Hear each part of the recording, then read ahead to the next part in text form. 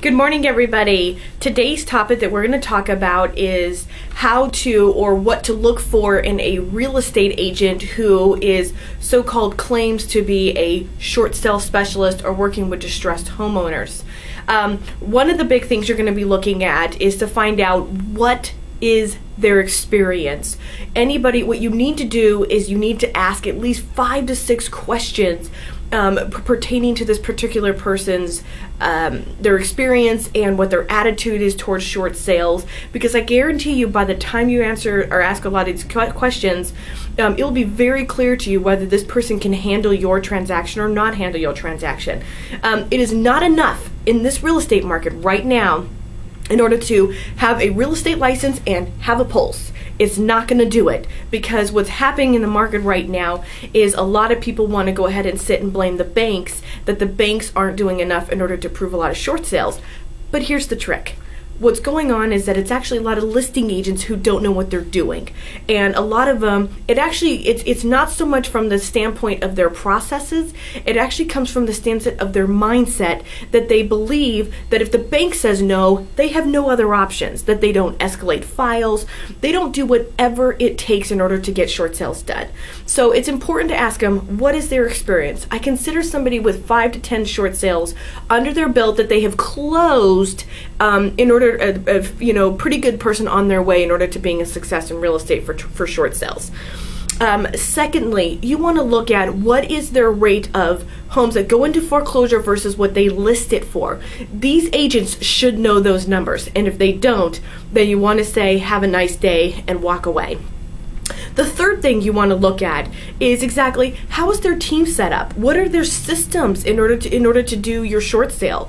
Find out. Ask them to show you a typical file and how they go about moving it from the beginning of listing it all the way up to negotiating with the bank, and have them talk about some of their experiences with the bank and what happened. The fourth thing you want to look at is ask for references. That might be a good start, is to go ahead and have them talk to people who were their actual real estate clients and find out what was their experience with them, because it's important that although you're in a distressed situation, that you are handled with the utmost professionalism and that you're communicated to and that you know what's going on. So that's going to be very important. Lastly, one of the big things that you want to do is make sure that somebody is always there to make sure that they're going to be answering all your questions and you're able to get a hold of them all the time. Like I said, one of the things I mentioned earlier in this video was a person's mindset. I know that probably doesn't mean very much to some homeowners, but it's going to strictly be about the realtor's attitude.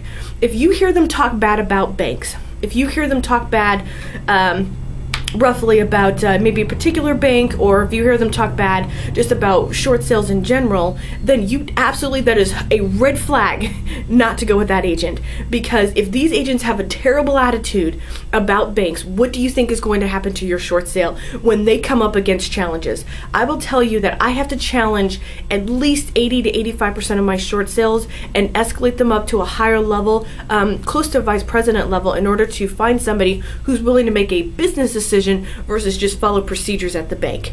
And most agents won't go that far. So it's important that you get all of this information and you ask the right questions, not simply because you're trying to investigate them, but that you want to make sure you have an agent that is going to be fighting on your behalf, because at the end of the day, your home could potentially go into foreclosure because you have an agent that doesn't know what they're doing. And short sales are a specialty, okay? One of my specialties is that I'm not going to trustee sales. That's not one of the main things I do. But I do have people that have much more of a focus on that versus what I do. My passion is short sales, my passion is distressed homeowners, and I want to be able to help everybody out there, and I want to make sure that you're not being taken advantage of. But that you understand, if you're going to list with myself and my team, that you know that you're going to get the very best from us at all times. Hopefully this video was helpful, and if you need more information or you'd like to comment below, please go ahead and do so. Thanks.